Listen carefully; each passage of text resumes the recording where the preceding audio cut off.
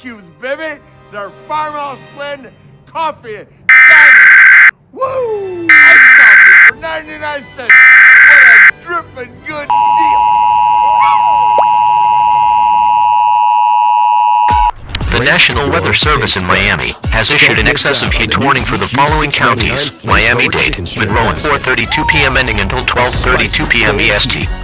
Unusual heat temperatures. We're burning plastic stuff like trash cans, books, or any other resources. Please do not leave your child and your pet, as this might cause a heat stroke for pets and child. Please turn on all air conditioners in cars, homes, or offices if you're sweating on a heat wave temperature. Find something to cool off. We now resume normal programming. Yep. Nope. Yep. Nope. Yep. Yep. Yep. Everybody got choices.